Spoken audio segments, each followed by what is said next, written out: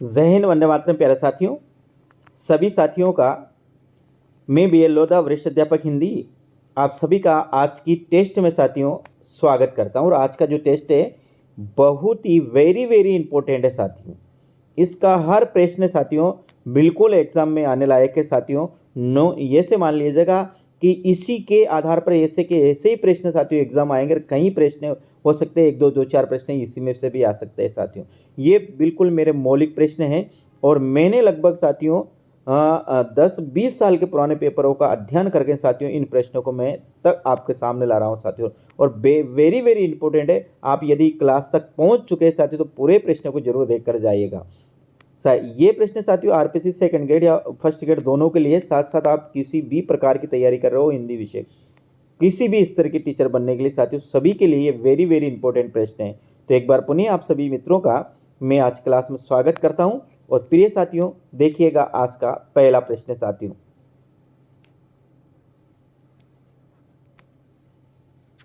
देखिए साथियों, पहला प्रश्न अपने सामने आता है, साहित्य लेखन की सर्वाधिक दोषपूर्ण विधि है। तो यहाँ पर 4 विधि हैं: वर्णानुक्रम विधि, कालानुक्रम विधि, वैज्ञानिक विधि और विधेयवादी विधि। इसमें से साहित्य लेखन की सर्वाधिक दोषपूर्ण विधि कौन सी मानी जाती है? तो साथियों ये मानी जाती है वर्णानुक्रम विधि साहित्य लेखन की सर्वाधिक दोषपूर्ण विधि मानी जाती है। इस विधि पर 2 ग्रंथ लिखे गए साथियों। एक लिखा गया साथियों गारसा देदासी का और एक लिखा शिव सिंह सेंगड़ ने, शिव सिंह सरोज। ये 2 ग्रंथ साथियों वर्णानुक्रम पद्धति पर। वर्णानुक्रम पद्धति होती है साथियों विश्व पे कवियों का परिचय, कवियों को स्थान साथियों उनके वर्ण के अनुसार दे दिया जाता है। जैसे मान लेते हैं साथियों कमला, एक लिखते हैं कमला और एक लिखते हैं अपन विमला साथियों। तो पहले के को स्थान दिया जाता है, बाद में फिर वी को स्थान दिया जाता है। कालानुक्रम पद्धति की बात करते हैं साथियों, इस पर भी 2 ग्रंथ लिखे, एक जॉर्ज गिरिसन लेकर, एक मिश्र बंधुओं ने साथियों, दोनों ने ही साथियों कालानुक्रम पद्धति पर लिखा है। वैज्ञानिक पद्धति का डॉक्टर राम कुमार वर्मा ने जो अपने हिंदी साहित्य का आलोचनात्मक इतिहास लिखा है वो वैज्ञानिक विधि के आधार पर लिखा है।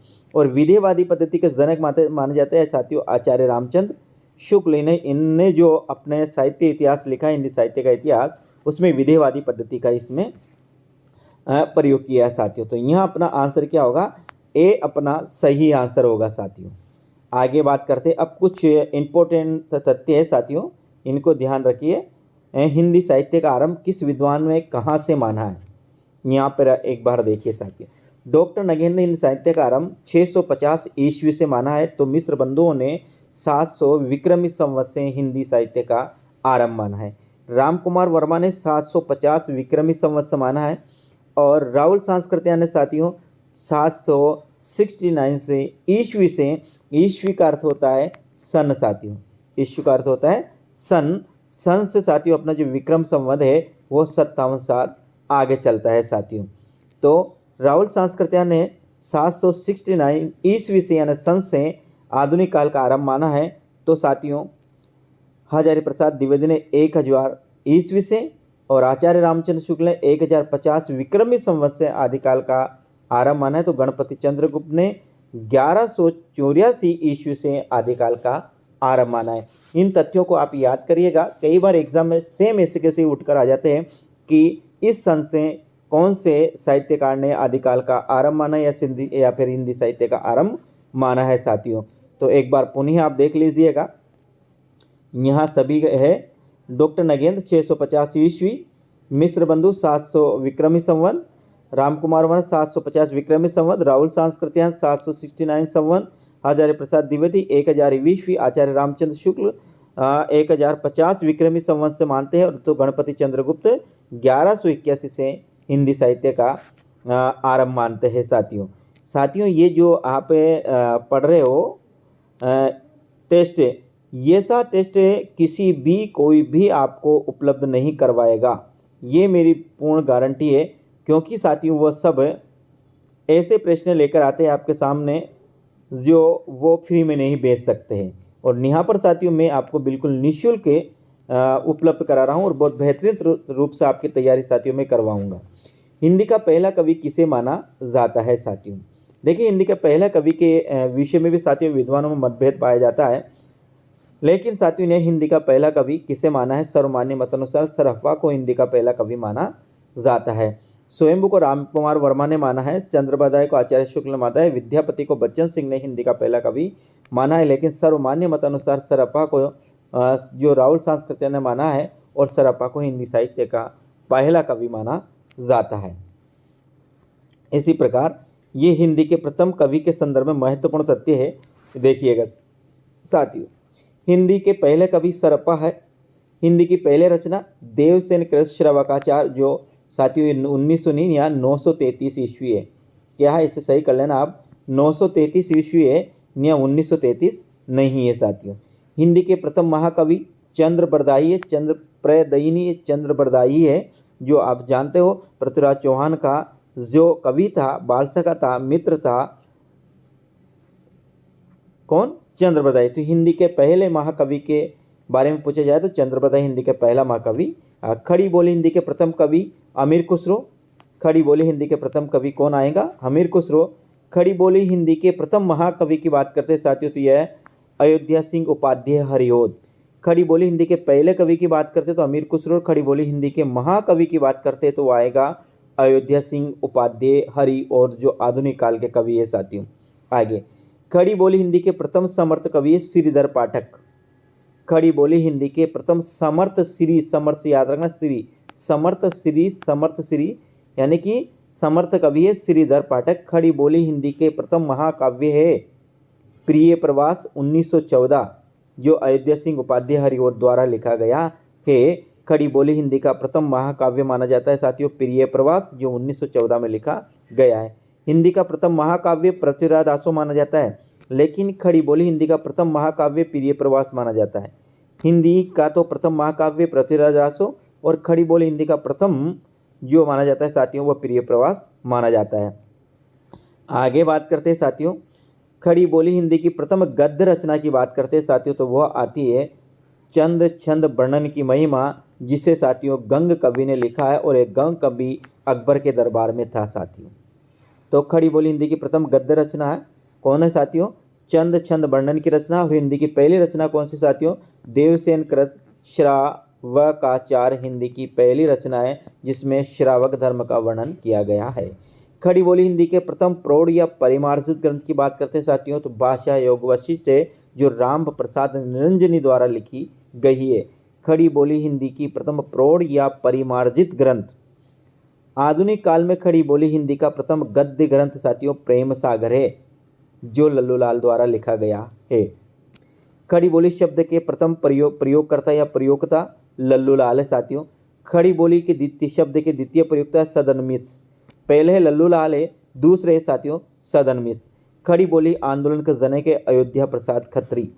ध्यान रखना, खड़ी बोली आंदोलन चलाने वाले या जनक है साथियों अयोध्या प्रसाद खत्री। खड़ी बोली शब्द के द्वितीय प्रयोक्ता सदन मिश्र। खड़ी बोली शब्द के प्रथम प्रयोक्ता लल्लूलाल। आधुनिक काल में खड़ी बोली हिंदी के प्रथम गद्य ग्रंथ प्रेम सागर। खड़ी बोली की प्रथम प्रौढ़ या परिमार्जित ग्रंथ साथियों भाषा योग वशिष्ठ। हिंदी खड़ी बोली हिंदी की प्रथम गद्य रचना है चंद छंद वर्णन की महिमा जो गंग कवि द्वारा लिखी गई है। हिंदी का प्रथम महाकाव्य पृथ्वीराज रासो जो चंद्रबरदाई द्वारा लिखा गया है। खड़ी बोली हिंदी की प्रथम महाकाव्य प्रिय प्रवास साथियों जो अयोध्या सिंह उपाध्याय हरिओद द्वारा ही लिखा गया है। इसको आप देखना एक बार, यहाँ थोड़ा मेरा कन्फ्यूज हो रहा है साथियों। खड़ी बोली हिंदी के प्रथम समर्थ कवि, समर्थ याद रखिए श्रीधर पाठक। खड़ी बोली हिंदी के प्रथम महाकवि साथियों अयोध्या सिंह उपाध्याय हरिओद। आगे बात करते हैं, खड़ी बोली हिंदी के प्रथम कवि अमीर खुसरो। खड़ी बोली हिंदी के प्रथम कवि अमीर खुसरो। खड़ी बोली हिंदी के प्रथम महाकवि अयोध्या सिंह उपाध्याय हरिओद। हिंदी के प्रथम महाकवि चंद्रबरदाई। हिंदी का प्रथम ग्रंथ साथियों जो है वो चंद्रबरदाई द्वारा रचित पृथ्वीराज रासो है। हिंदी की पहली रचना है देवसेन कृत श्रावकाचार्य जिसकी रचना साथियों 1933 में हुई है। हिंदी का पहला कवि सरप्पा को माना जाता है। आगे बात करते हैं साथियों, अगला प्रश्न अपना आता है विधेयवादी पद्धति के जनक है कौन है साथियों। विधेयवादी पद्धति के जनक गारसा देतासी, जॉर्ज गिरियसन, रामकुमार वर्मा अथवा आचार्य शुक्ल साथियों। विधेयवादी पद्धति के जनक कौन माना जाए तो विधेयवादी पद्धति के जनक माने जाते हैं साथियों आचार्य रामचंद्र शुक्ल माने जाते हैं। उन्होंने ये हिंदी साहित्य का इतिहास लिखा है वो विधेयवादी पद्धति के आधार पर ही इन्होंने लिखा है। यानी युगीन प्रवृत्तियों को ध्यान में रखते हुए इन्होंने अपने हिंदी साहित्य का इतिहास लिखा है साथियों। तो यहाँ पर अपना क्या होगा, रामकुमार वर्मा का है साथियों, ये वैज्ञानिक पद्धति पर आधारित है। जॉर्ज ग्रियर्सन का है साथियों, ये कालानुक्रम पद्धति पर है। और गार्सा दे तासी का है साथियों, ये वर्णानुक्रम पद्धति पर आधारित है। आगे बात करते हैं, भक्तमाल की रचना की है, किसने की है साथियों भक्तमाल की रचना? नंददास ने, चतुर्बुद्ध दास ने, नाभादास ने अथवा रहीमदास ने, किसने भक्तमाल की रचना की है साथियों? तो यहाँ अपना जो सही आंसर होगा, भक्तमाल की रचना नाभादास द्वारा की गई है। किसके द्वारा की गई साथियों? भक्तमाल की रचना नाभादास द्वारा की गई है। आगे बात करते हैं अपन, प्रश्न नंबर अपना आता है साथियों चौथा प्रश्न, 84 वैष्णव की वार्ता और 252 वैष्णवों की वार्ता। प्रश्न आता है अपना 84 वैष्णव की वार्ता और 252 वैष्णवों की वार्ता किसकी रचना है साथियों? तो 84 वैष्णव की वार्ता और 252 वैष्णव की जो वार्ता है ये स्वामी वल्लभाचार्य की है, या फिर विट्ठलनाथ की, या गोकुलनाथ की, या गोरखनाथ की, किसकी रचना है? एक तो 84 वैष्णवों की वार्ता एवं 252 वैष्णवों की वार्ता किसकी है? तो यहाँ पर जो अपना आंसर होगा साथियों कौन होगा? गोकुलनाथ अपना सही आंसर होगा। 84 वैष्णव की वार्ता में तो साथियों गोस्वामी वल्लभाचार्य के शिष्यों का वर्णन है, और 252 वैष्णव की वार्ता में विट्ठलनाथ के शिष्यों का वर्णन है। दोनों रचना साथियों गोकुलनाथ द्वारा रचित रचना है साथियों। आगे बात करते हैं, प्रश्न नंबर अपना आता है छठा प्रश्न, और छठा प्रश्न ध्यान से देखिए किस प्रकार का प्रश्न, कालिदास कृत कालिदास हजारा में कितने कवियों का जीवन वर्णित है? पहली बात तो कालिदास हजारा किसकी रचना है? तो कालिदास हजारा साथियों ये रचना है किसकी? कालिदास की। कालिदास त्रिवेदी, ये कालिदास संस्कृत वाला नहीं है साथियों, इसमें याद रखना कालिदास त्रिवेदी इनका पूरा नाम है, कालिदास त्रिवेदी इनका पूरा नाम है साथियों। तो कालिदास त्रिवेदी कृत कालिदास हजारा में कितने कवियों को स्थान दिया गया है साथियों? तो यहाँ कितने भक्तों को स्थान दिया गया है साथियों? तो यहाँ पर जो अपना सही आंसर होगा, कालिदास कृत कालिदास हजारा में 216 कवियों को स्थान दिया गया है, यानी 216 212 इसका अपना सही आंसर होगा साथियों। यहाँ पर चारों ही आंसर गलत है।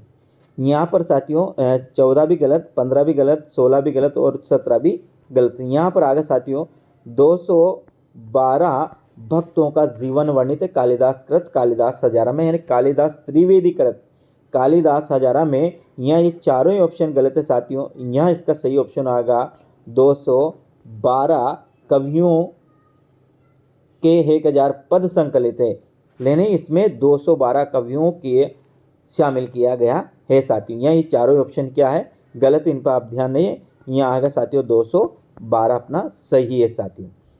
आगे बात करते हैं, हिंदी साहित्य का प्रथम ग्रंथ किस भाषा में लिखा गया है? हिंदी, अंग्रेजी, फ्रेंच अथवा जर्मनी में हिंदी भाषा का जो प्रथम ग्रंथ लिखा गया है वो किस भाषा में लिखा गया? तो साथियों हिंदी भाषा का जो प्रथम, हिंदी साहित्य का जो प्रथम ग्रंथ लिखा गया है वो फ्रेंच भाषा में लिखा गया। इसके लिखने वाले थे साथियों गार्सा दे तासी, और ये फ्रांसीसी निवासी थे, और उन्होंने जो अपने ग्रंथ जो भाषा में लिखा वो फ्रेंच भाषा में लिखा है साथियों। किसमें? तो यहाँ कौन आएगा? हिंदी का जो प्रथम ग्रंथ हिंदी साहित्य का जो प्रथम ग्रंथ लिखा गया वो फ्रेंच भाषा में लिखा गया। इस बात का आपको ध्यान रखना है साथियों। और इसका जो साथियों हिंदी में अनुवाद किया वो किया साथियों लक्ष्मी सागर वार्ष्णेय ने। किसने किया? लक्ष्मी सागर वार्ष्णेय ने इसका हिंदी में अनुवाद किया गार्सा दे तासी द्वारा लिखित ग्रंथ को जो उन्होंने फ्रेंच भाषा में लिखा था। अगला प्रश्न अपना आता है आठवां प्रश्न ध्यान से देखिए, हिंदी भाषा में लिखा गया हिंदी का पहला इतिहास ग्रंथ कौन सा है? हिंदी भाषा में लिखा गया हिंदी का पहला इतिहास ग्रंथ कौन सा है? Mishra Bandhu Vinod, Shiv Singh Sengar, the modern vernacular literature of Hindustan, अथवा डी हिंदी साहित्य का आलोचनात्मक इतिहास साथियों। तो हिंदी भाषा में लिखा गया हिंदी का पहला जो ग्रंथ आता है वो आता है शिव सिंह सेंगर का शिव सिंह सरोज। शिव सिंह यहाँ आगा साथियों सरोज लिखना, ये कवि का नाम है शिव सिंह सेंगर, इन्हें द्वारा लिखा है शिव सिंह सरोज लिखा गया है। ये हिंदी भाषा में लिखा गया हिंदी का पहला इतिहास ग्रंथ माना जाता है, माना जाता नहीं है साथियों। हिंदी भाषा में लिखा गया हिंदी का पहला जो ग्रंथ है वो है शिव सिंह सरोज साथियों। आगे बात साथियों, यदि मेरे इस चैनल पर पहली बार हो तो चैनल को जरूर सब्सक्राइब करिएगा, साथ साथ बेल आइकन दबाकर ऑल पर क्लिक करिएगा। दूसरी बात प्रिय विद्यार्थियों, इस वीडियो को आप कम से कम आपके पास जितने भी ग्रुप है ज़रूर से ज़रूर से शेयर करिएगा साथियों, इतना तो आप कर सकते हैं। अगला प्रश्न आता है साथियों, 9वां प्रश्न, निम्न में से कौन सा साहित्य इतिहास ग्रंथ सर्वाधिक खंडों में विभाजित है? हिंदी साहित्य का इतिहास, शिव सिंह सरोज, मिश्र बंधु और नागरी प्रचारणी सभा द्वारा प्रकाशित। इनमें से सर्वाधिक खंडों में कौन सा ग्रंथ विभाजित है? तो हिंदी साहित्य का इतिहास जो आचार्य रामचंद्र शुक्ल ने लिखा साथियों, तो 5 खंडों में 4 खंडों में विभाजित है। किसमें? वीरगाथा काल, आधुनिक काल को ना आधुनिक काल भी कहा है, वीरगाथा काल, भक्ति काल, रीति काल और आधुनिक काल, गद्य काल कहा साथियों आधुनिक काल को। शिव सिंह सरोज साथियों, ये जो शिव सिंह सरोज है ये भी कितने कालों में विभक्त है? शिव सिंह सरोज ने जो विभक्त किया साथियों, ये भी 4 में। शिव सिंह सरोज ने तो कालेभाजन का कोई प्रयास ही नहीं किया, कालेभाजन का कोई प्रयास नहीं किया, तो इसमें तो है ही नहीं। मिश्र बंधु विनोद साथियों, इन्होंने 5 भागों में विभाजित किया है, और मिश्र बंधु विनोद ने आरंभिक काल, माध्यमिक काल, अलंकृत काल, परिवर्तन काल और वर्तमान काल नाम दिए। और ये नागरी प्रचारणी सभा का साथियों ये 16 खंडों में विभाजित है। तो सर्वाधिक खंडों में जो विभाजित है वो कौन सा है? नागरी प्रचारणी सभा द्वारा जो हिंदी साहित्य का इतिहास लिखा गया है साथियों, ये कितने खंडों में विभाजित है? ये 16 खंडों में विभाजित है साथियों। तो यहाँ अपना आंसर क्या होगा? डी अपना सही आंसर होगा। अगला प्रश्न की बात करते हैं साथियों, 10वां प्रश्न अपना आता है, वह साहित्य इतिहास ग्रंथ जिसमें सबसे पहले काल विभाजन एवं नामकरण किया गया, वे कौन है? वह साहित्य इतिहास ग्रंथ जिसमें सबसे पहले काल विभाजन एवं नामकरण का प्रयास किया गया है, नामकरण किया गया। इस्तेवार दे ला लिटरेचर एंदुई ए हिंदुस्तानी, ये गारसा तासी का है। शिव सिंह सरोज शिव सिंह सेंगर का है। The modern vernacular literature of Hindustan George Grierson का, और मिश्र बंधु विनोद मिश्र बंधु का है। तो यहाँ पर जो अपना जो आंसर होगा साथियों वो क्या होगा? सी अपना सही होगा। हिंदी साहित्य में सर्वप्रथम काल विभाजन नामकरण का जो प्रयास किया और जो किया वो जॉर्ज ग्रियर्सन द्वारा किया गया, the modern vernacular literature of Hindustan ग्रंथ में साथियों। तो यहाँ पर अपना जो आंसर होगा सी अपना यहाँ पर सही आंसर होगा। इसके बाद बात करते हैं, अपना जो प्रश्न आता है 11वां प्रश्न, आचार्य रामचंद्र शुक्ल ने निम्न में से किस ग्रंथ को बड़ा भारी कवि व्रत संग्रह कहा है? आचार्य रामचंद्र शुक्ल ने किस ग्रंथ को बड़ा भारी कवि व्रत संग्रह कहा है? यहाँ पर इस बात को ध्यान रखना है साथियों। हिंदी साहित्य की भूमिका को, हिंदी साहित्य के आदिकाल को, हिंदी साहित्य का उद्भव विकास को, अथवा मिश्र बंधु विनोद को, किसको आचार्य रामचंद्र शुक्ल ने सबसे बड़ा भारी ग्रंथ कहा है साथियों? ध्यान रखिए साथियों, ये जो लिखे गए ये तो लिखे गए आचार्य रामचंद्र शुक्ल के बाद के ग्रंथ है, तो ये तो हो ही नहीं सकते, ये डॉक्टर आचार्य रामचंद्र आचार्य हजारी प्रसाद द्विवेदी के है। तो यहाँ पर जो अपना है साथियों वह मिश्र बंधु विनोद है। इसको आचार्य शुक्ल ने बड़ा भारी कवि व्रत संग्रह कहा है, ध्यान रखिएगा। इसके बाद शिव सिंह सेंगर है साथियों, इसको आचार्य रामचंद्र शुक्ल ने कवि व्रत संग्रह कहा है। क्या कहा? कवि व्रत संग्रह कहा है, शिव सिंह सेंगर द्वारा लिखित शिव सिंह सरोज को। और साथियों इसके बाद साथियों जॉर्ज ग्रियर्सन ने जो लिखा है the modern vernacular literature of Hindustan, उसको साथियों बड़ा कवि व्रत संग्रह कहा है। क्या कहा? बड़ा कवि व्रत संग्रह कहा है। और मिश्र बंधु विनोद को साथियों इन्होंने कहा बड़ा भारी कवि व्रत संग्रह। तो यहाँ पर अपना प्रश्न आंसर होगा डी अपना सही आंसर है। आगे बात करते हैं, प्रश्न अपना 12वां आता है साथियों, किस साहित्यकार ने अपने इतिहास ग्रंथ में दोहरे नामकरण का प्रयोग किया, यानी एक काल के 2 नाम दिए, वे कौन सा साहित्य इतिहासकार है?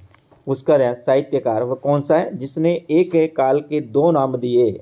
आचार्य शुक्ल, हजारी प्रसाद द्विवेदी, डॉक्टर रामकुमार वर्मा अथवा डॉक्टर नगेंद्र। तो यहाँ इसका सही आंसर क्या होगा? इसका सही आंसर होगा साथियों आचार्य रामचंद्र शुक्ल ने। आचार्य रामचंद्र शुक्ल ने दोहरे नामकरण का प्रयोग किया है साथियों।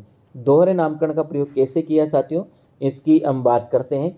इन्होंने अपने साहित्य इतिहास ग्रंथ को 4 भागों में बांटा है, वीरगाथा काल, भक्तिकाल, रीतिकाल और गद्यकाल।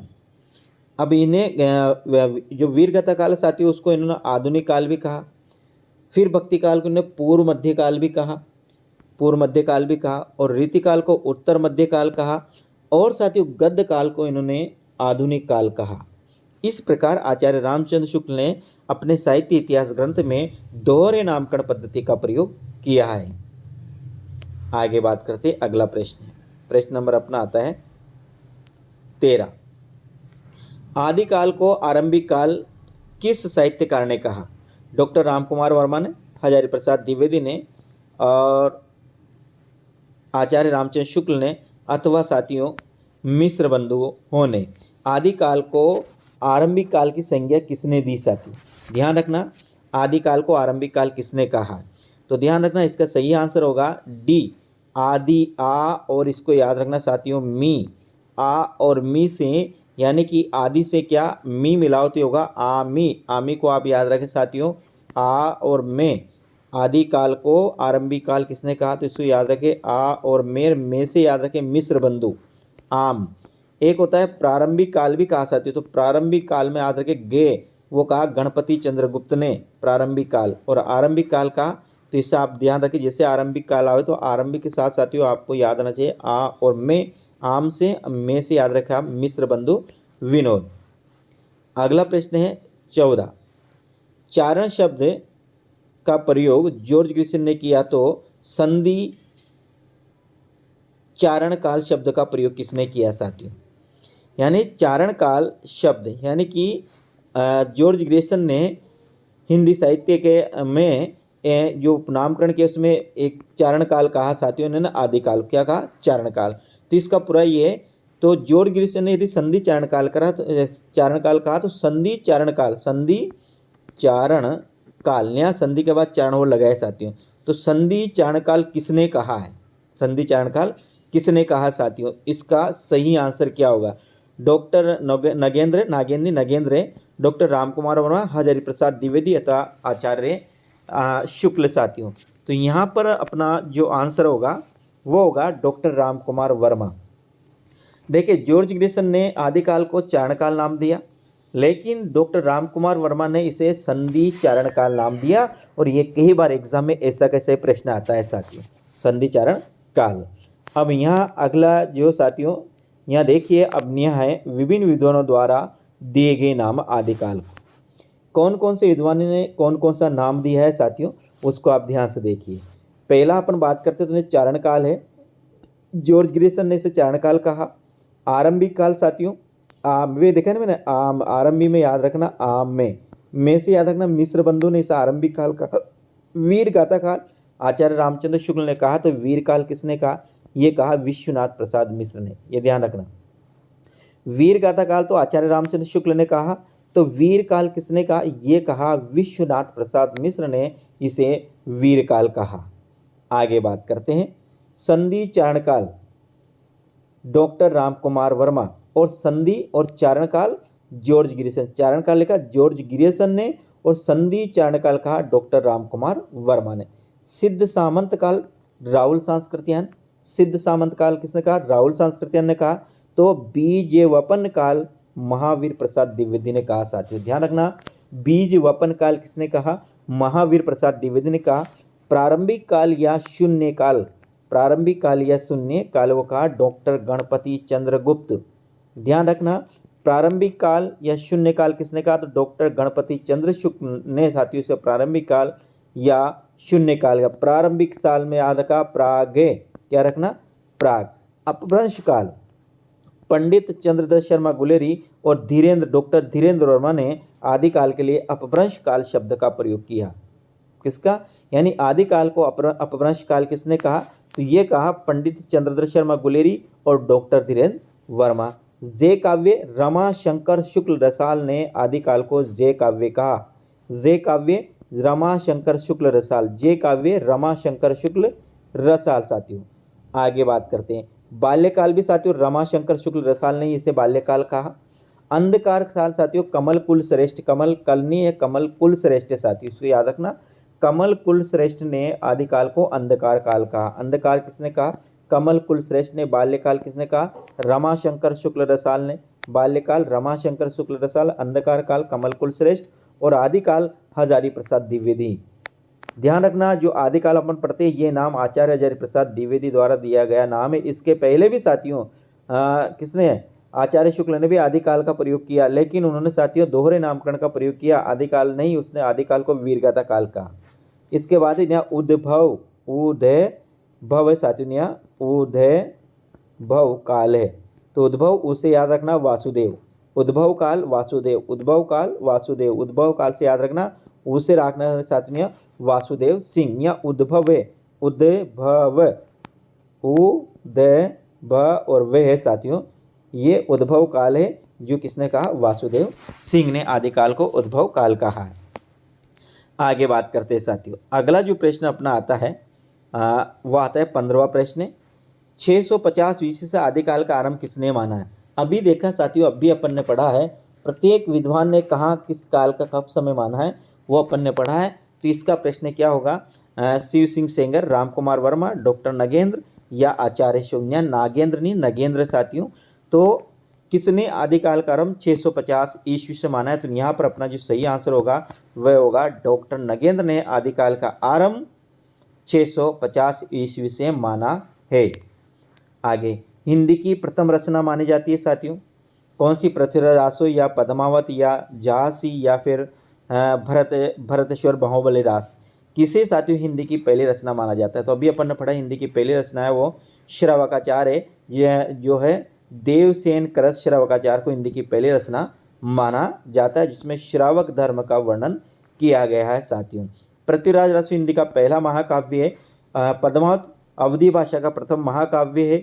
भरत बाहुशरात को साथियों शालिभद्र सूरि द्वारा रचित है साथियों, जिसे गणपति चंद्रगुप्त ने हिंदी का पहला रचना माना है। लेकिन यह हिंदी की पहली रचना मानी जाती है साथियों श्रावकाचार, जो देवसेन द्वारा रचित है।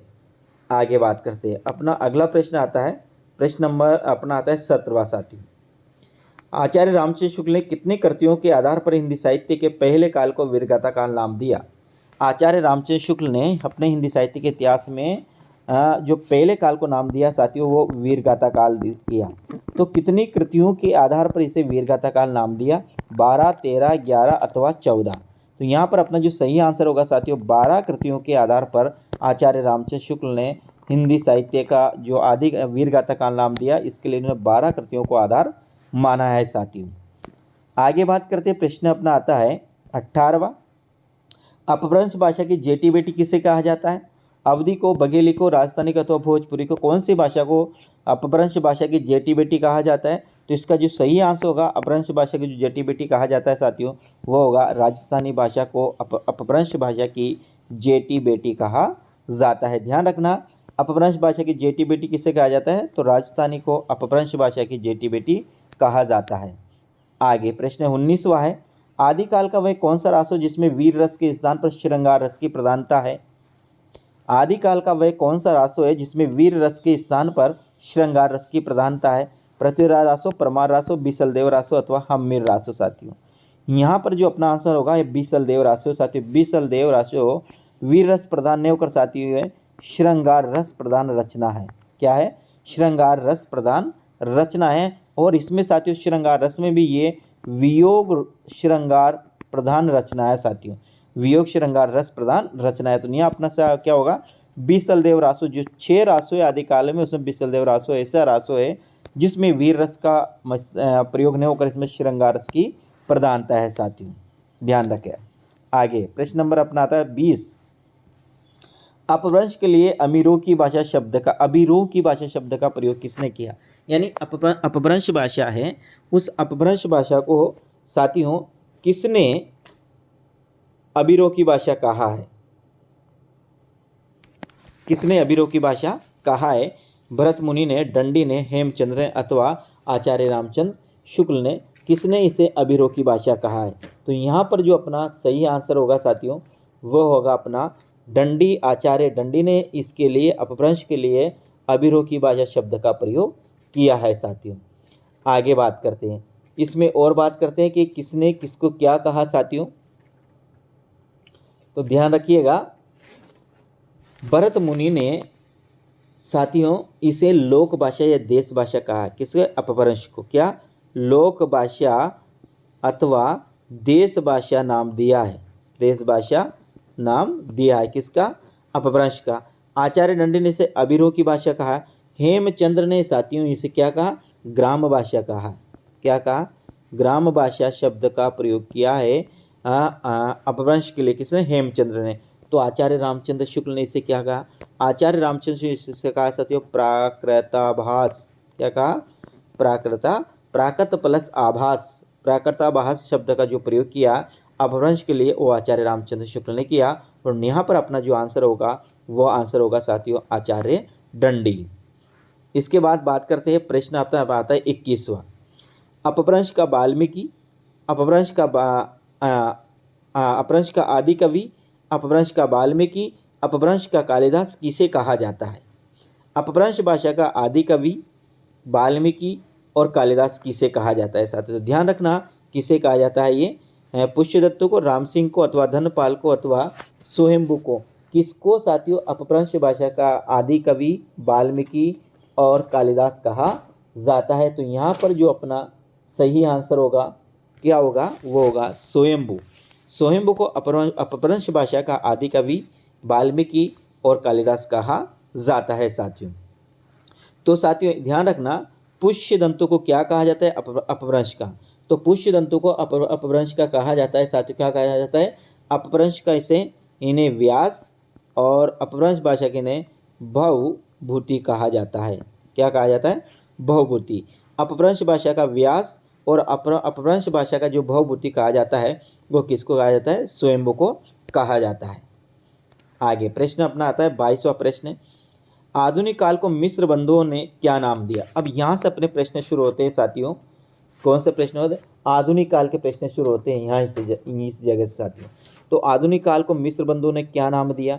तो आधुनिक काल को मिस्र बंधुओं ने साथियों जो नाम दिया वो दिया वर्तमान काल। क्या कहा? आधुनिक काल को मिस्र बंधुओं ने वर्तमान काल कहा। इसके लिए साथियों आचार्य रामचंद्र शुक्ल ने नवजागरण काल का जो प्रयोग किया साथियों वो डॉक्टर बच्चन सिंह ने इसे नवजागरण कहा। तो आचार्य रामचंद्र शुक्ल ने साथियों इसे गद्य काल कहा। क्या कहा? गद्य काल कहा। और डॉक्टर नगेंद्र साथियों इसे आधुनिक काल कहा। डॉक्टर नगेंद्र ने इसे आधुनिक काल कहा। पुनर्जागरण काल से भारतेंदु युग को पुनर्जागरण काल कहा जाता है साथियों। और जागरण काल द्विवेदी को कहा जाता है साथियों। तो ध्यान रखना यहाँ पर जो है आधुनिक काल को मिस्र बंधु ने जो नाम दिया साथियों वो वर्तमान काल दिया है साथियों। और जो नव जागरण काल दिया साथियों ये दिया डॉक्टर बच्चन सिंह ने। आधुनिक काल को नव जागरण काल कहा साथियों। ध्यान रखना। तो यहाँ अपना आंसर क्या होगा? ए अपना सही आंसर होगा। आगे बढ़ के, भारत का प्रथम समाचार पत्र कौन सा है? बंगाल गजट, संवाद कौमुदी, उदंड मार्टन अथवा समाचार सुधा वर्षण साथियों। भारत का पहला समाचार पत्र की बात करते हैं तो बंगाल गजट भारत का पहला समाचार पत्र साथियों जो 1780 में कलकत्ता से प्रकाशित हुआ था। 1780 में कलकत्ता से प्रकाशित हुआ था। ये अंग्रेजी भाषा में था साथियों और ये साप्ताहिक था। भारत का पहला समाचार बंगाल गजट जो 1780 में कलकत्ता से प्रकाशित हुआ, अंग्रेजी भाषा में था और ये साप्ताहिक था साथियों। ध्यान रखना। तो यहाँ अपना आंसर क्या होगा? ए अपना सही आंसर होगा। बात करते हैं साथियों 24 भारत में पुनर्जागरण के अग्रदूत माने जाते हैं। भारत में पुनर्जागरण के अग्रदूत माने जाते हैं साथियों तो वो माने जाते हैं राजा राम मोहन राय।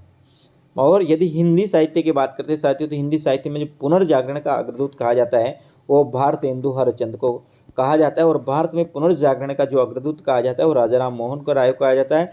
और हिंदी भाषा की बात करते हैं तो हिंदी भाषा में का पुनर्जागरण करता कहा जाता है साथियों तो वो भारतेंदु हरिश्चंद्र को कहा जाता है। तो ध्यान रखना, यदि भारत के विषय में पूछे तो राजा राम मोहन राय और साथियों हिंदी के बारे में पूछे तो भारतेंदु इनका सही आंसर होगा।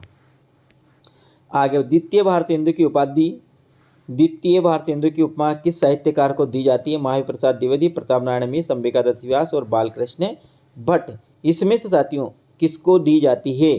तो यह अपना जो सही आंसर होगा महावीर प्रसाद द्विवेदी अपना सही आंसर होगा कि द्वितीय भारतेंदु की उपाधि महावीर प्रसाद द्विवेदी को दी जाती है। साथियों मेरे इस यूट्यूब चैनल पर जिसका नाम है टॉपर क्लासेस हिंदी साहित्य का इतिहास बिल्कुल साथियों निःशुल्क पढ़ाया जा रहा है। यदि आप और वो भी साथियों बहुत बेहतरीन से ऐसे नोट्स उपलब्ध करा रहा हूँ साथियों मैं आपको कि आपको शायद कहीं भी नहीं मिलेंगे, ये कहने में कोई अतिशयोक्ति नहीं है। तो यहाँ अपना जो आंसर होगा क्या होगा? ए अपना सही आंसर होगा। आगे बात करते हैं साथियों 26वां प्रश्न से, निम्न में से अंबिका दत्त व्यास की रचना है। प्रश्न आता है निम्न में से अंबिका दत्त व्यास की रचना है कौन की? समस्या पूर्ति सर्वस्व है, हो रही है, या पावस 50 है, या फिर सभी है? कौन सी रचना है साथियों अंबिका दत्त व्यास की? इसके बारे में बताइएगा। तो यहाँ अंबिका दत्त बात करते साथियों अंबिका दत्त व्यास की, तो अंबिका दत्त व्यास की सभी रचना अंबिका दत्त व्यास की है। अंबिका दत्त व्यास की सभी रचनाएं साथियों पावच 50 भी है, हो रही भी है, और समस्या पूर्ति भी साथियों इनकी रचना है। ये सभी रचना साथियों इनकी ही रचना है। आगे बात करते हैं साथियों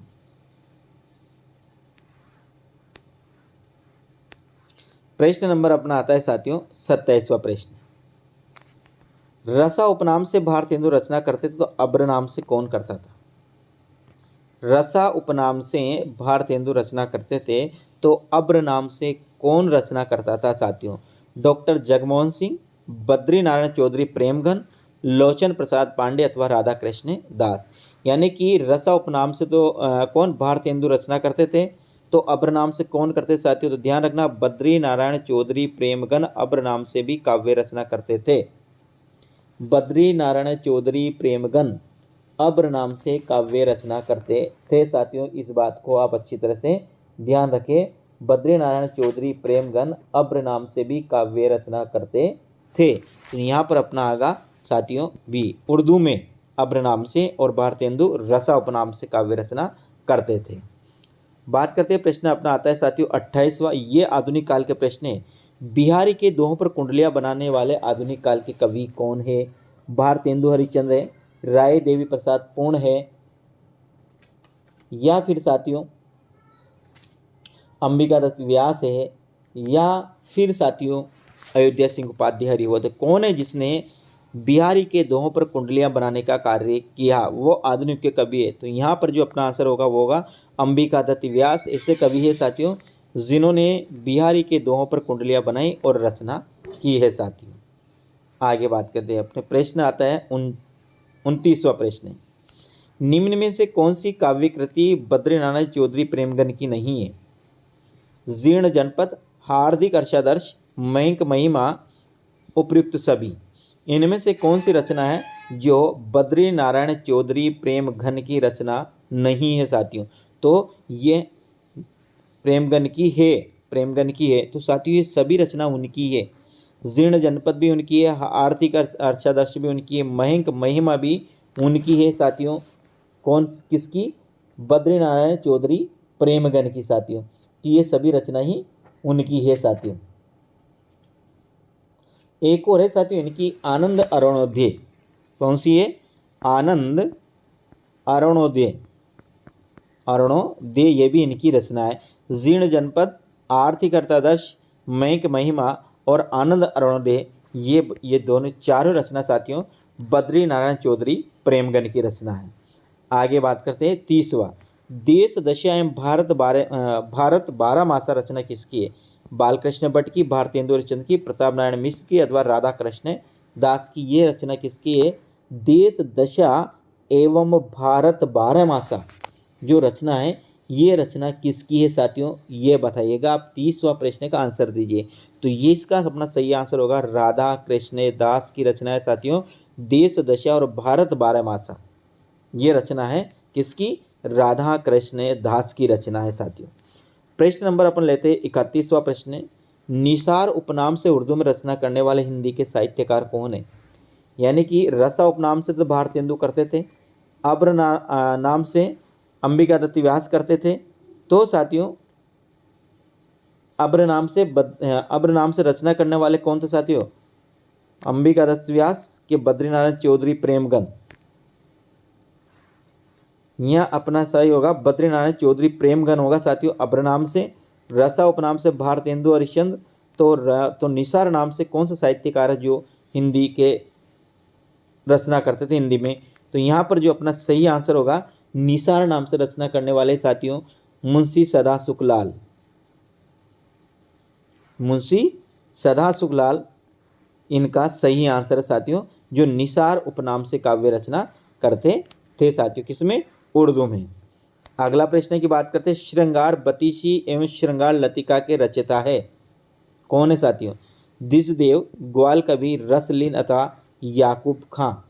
32वां प्रश्न का आंसर साथियों, इसका सही आंसर होगा दिजदेव।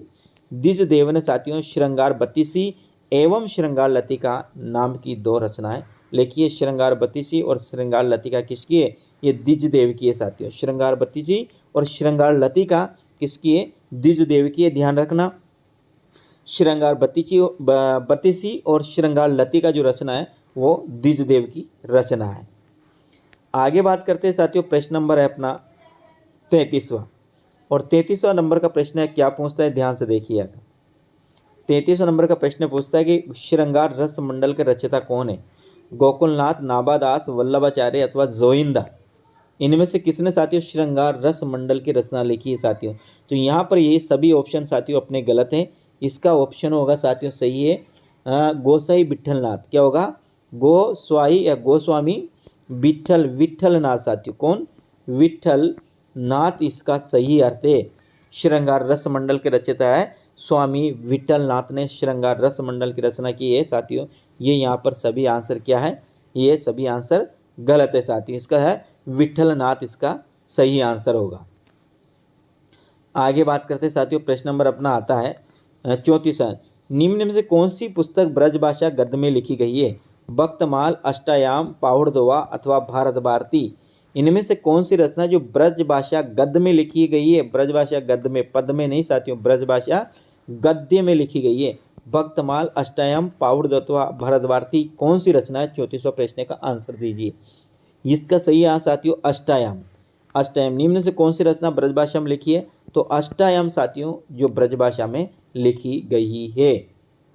ठीक है, आगे प्रश्न, चंद छंद वर्णन की महिमा के रचयिता कौन है? चंद छंद वर्णन की महिमा के रचयिता कौन है? चंद्रबरदाई, गंग कवि, लाल कवि, सुरती, मिश्र साथियों। कौन किसने लिखी? चंद छंद चंद यहाँ साथियों ध्यान रखना, इसके बाद चंद के बाद यहाँ छंद है। चंद नहीं है, 2 बार चंद नहीं है, एक चंद है, एक साथियों क्या है? एक है छंद। की महिमा किसने लिखी है? तो यहाँ इसका आंसर है साथियों गंग कवि, इसका सही आंसर होगा। और ये गंग कवि साथियों अकबर के दरबार में था। किस में था? अकबर के दरबार में था। तो यहाँ इसका सही आंसर होगा साथियों कौन होगा? गंग कवि अपना सही आंसर होगा। भाषा योग वशिष्ठ के रचयिता कौन है साथियों? तो ध्यान रखना, भाषा योग वशिष्ठ के रचयिता है साथियों वो कौन है? गंग कवि है, गोकुलनाथ है, नाबादास है अथवा राम प्रसाद निरंजनी है साथियों। राम प्रसाद निरंजनी है। तो इसका सही आंसर होगा डी, राम प्रसाद निरंजनी को साथियों भाषा योग वशिष्ठ का रचना माना जाता है। यानी राम प्रसाद निरंजनी ने भाषा योग वशिष्ठ की रचना की है साथियों। आगे प्रश्न की बात करते हैं, प्रेम सागर रचना किस कवि की है? लल्लू लाल की, सदा सुखलाल की, इंशा अल्लाह खां की अथवा सदल मिश्र की। ये सभी साथियों आधुनिक युग के गद्य लेखक के, आधुनिक युग के गद्य लेखक के साथियों ये चारों हैं। इन चारों में से प्रेम सागर की रचना किसने की है? तो याद रखना लल्लू लाल, जिसमें पूरे ले है पूरे नाम में, उन्होंने प्रेम सागर की रचना की। किसने? लल्लू लाल ने साथियों प्रेम सागर की रचना की। अपना आंसर क्या होगा? ए अपना यहाँ पर सही आंसर होगा। प्रश्न नंबर बात करते हैं अपन, प्रश्न नंबर अपना आता है 38वां प्रश्न। और 38वां प्रश्न के साथ ध्यान से देखिए, राम स्वयंवर, रुक्मणी परिणय, राम अष्टायाम ग्रंथों के रचयिता कौन है? महाराजा रघुराज सिंह, भारतेंदु हरिश्चंद्र, शाह कुंदन लाल अथवा फुंदन लाल। कौन किसमें? राम स्वयंवर, रुक्मणी परिणय और राम अष्टायाम ग्रंथों के रचयिता कौन है? तो इसका सही आंसर होगा महाराजा रघुराज सिंह। क्या होगा?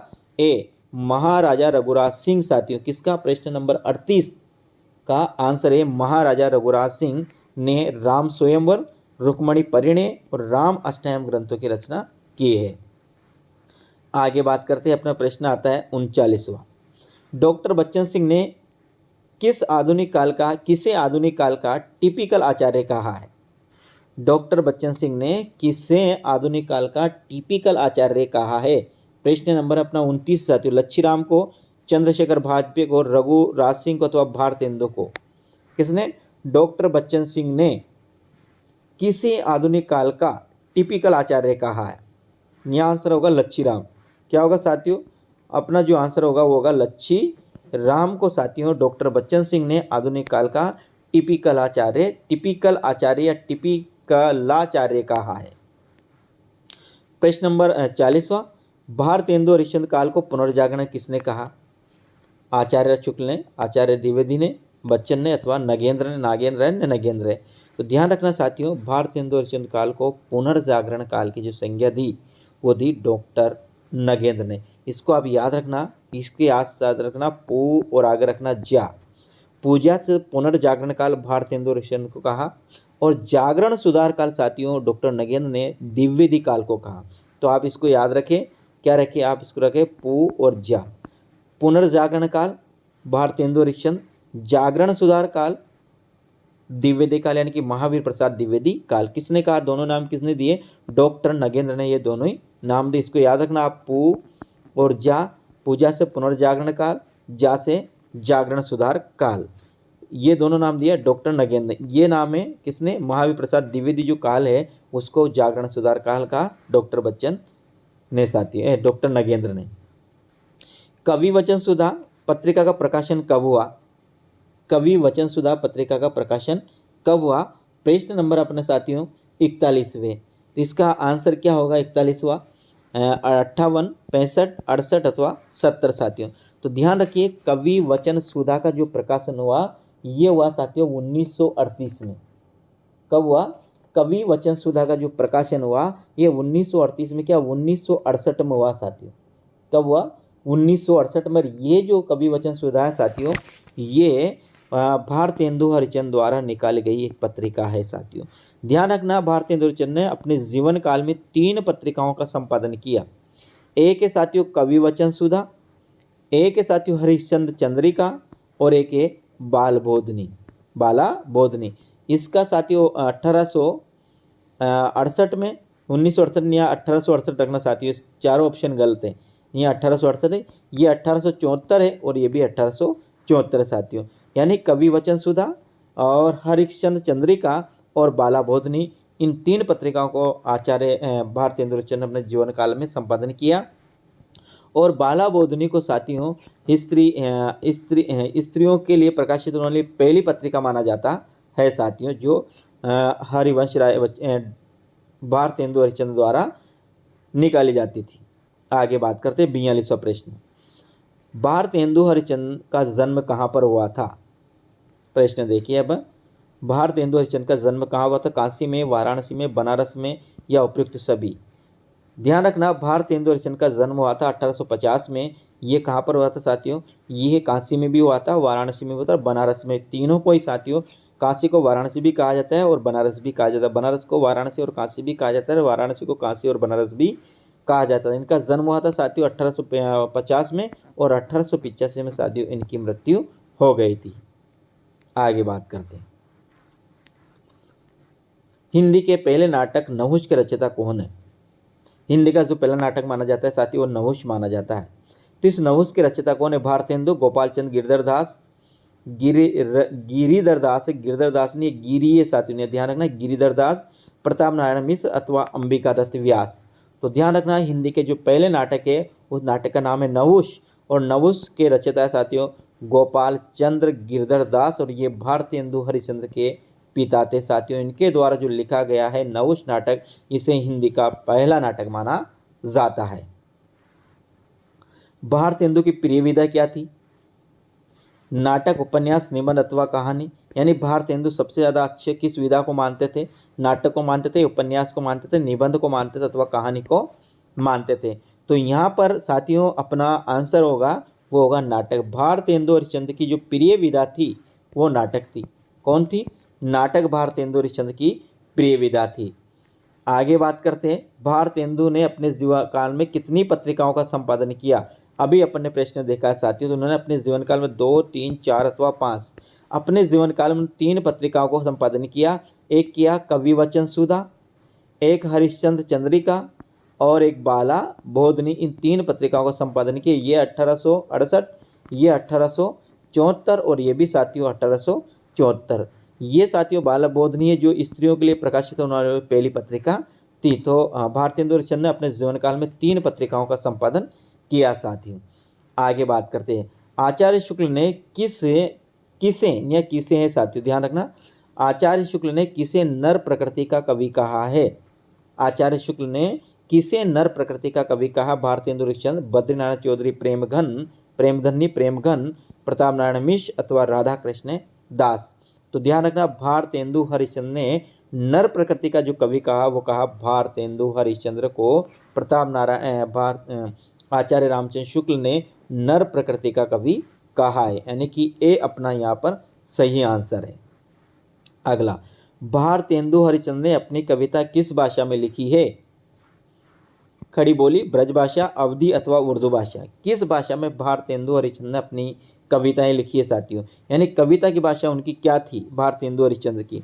तो भारतेंदु हरिश्चंद्र कविता की जो भाषा थी साथियों ब्रज भाषा थी, यानी कि यहाँ पर अपना जो सही आंसर आएगा बी अपना सही आंसर आएगा साथियों। भारतेंदु काल में ब्रज भाषा का प्रयोग हो रहा था साथियों, वहाँ खड़ी बोली का प्रयोग, खड़ी बोली का प्रयोग बिल्कुल नगण्य रूप में हो रहा था। इसकी जो प्रधान भाषा थी साथियों वो कौन थी? ब्रज भाषा थी। खड़ी बोली का तो दिव्य युग में आकर खड़ी बोली काव्य भाषा के, साहित्यिक भाषा के पद पर जार खड़े विराजमान होती है साथियों। कौन? खड़ी बोली। यदि भारतेंदु हरिश्चंद्र की जीवन काल की बात करते तो वहाँ पर ब्रज भाषा साहित्य भाषा के पद पर विराजमान थी साथियों। आगे बात करते हैं साथियों, अगली रचना आती है 48वां प्रश्न है, प्रेम मलिका मालिक नहीं प्रेम मालिका है न्या, प्रेम सरोवर, प्रेम माधुरी, प्रेम फुलवारी, विनय प्रेम पचासा, वर्षा विनोद किसकी रचना है? प्रेम मालिका है, प्रेम सरोवर है, प्रेम माधुरी है, प्रेम फूलवारी है और विनय प्रेम पचासा किसकी रचना है? बद्रीनारायण चौधरी प्रेमगंगी की, प्रताप नारायण मिश्र की, अंबिका दत्त व्यास की अथवा भारतेंदु हरिश्चंद्र की साथियों। ये रचना किसकी है? एक बार पुनः, प्रेम मालिका, प्रेम सरोवर, प्रेम माधुरी, प्रेम फूलवारी, विनय प्रेम पचासा किसकी रचना है? तो ये साथियों प्रताप नारायण मिश्र की है साथियों। ध्यान रखना ये सब रचना किसकी है? प्रताप नारायण मिश्र की। यानी कि मलिका माधुरी सरोवर फूल, मलिका माधुरी सरोवर फूल, याद रखना मलिका माधुरी सरोवर में फूल लेने गई विनय प्रेम पचासा, वर्षा के समय वर्षा विनोद के समय कौन? मालिका माधुरी सरोवर में फूल लेने गई विनय। इसे याद रखना साथियों, ये रचना है किसकी है? प्रताप नारायण मिश्र की यह रचना है। अगले प्रश्न अपना आता है साथियों 49वां, तरणी तनुजा तट तमाल तरोवर बहुछाए किसकी पंक्तियां आए? तरणी तनुजा तट तमाल तरोवर बहुछाए किसकी पंक्तियां आए साथियों? जगनमोहन सिंह की, राधा कृष्ण दास की, राधा कृष्ण मोहन की अथवा भारतेंदु हरिश्चंद्र की साथियों। तो यहाँ पर इसका आंसर होगा भारतेंदु हरिश्चंद्र की पंक्तियाँ साथियों। तरणी तनुजा तट तमाल तरोवर बहुछाए और इसमें है साथियों अनुप्रास अलंकार, जहाँ पर एक वर्ण की 2 या 2 से अधिक बार आवृत्ति होती है, 2 से अधिक बार आता है, वहाँ पर क्या होता है? अनुप्रास अलंकार होता है। और अनुप्रास अलंकार कितने? ये शब्द अलंकार है और ये 4 प्रकार का होता है। अगला प्रश्न है 50वां, रस राज कौन से अलंकार को कहा जाता है? हास्य को, करुण को, श्रृंगार को अथवा भयानक को। ध्यान रखना साथियों रस राज कहा जाता है, रस राज यानी रसों का राजा, वो कहा जाता है श्रृंगार रस को। और श्रृंगार रस के 2 भेद है, संयोग श्रृंगार और एक होता है वियोग श्रृंगार। तो ये आज का टेस्ट है साथियों, आपके कितने प्रश्न सही गए इसमें ये मुझे आप जरूर से बताइएगा, कमेंट के माध्यम से बताइएगा साथियों।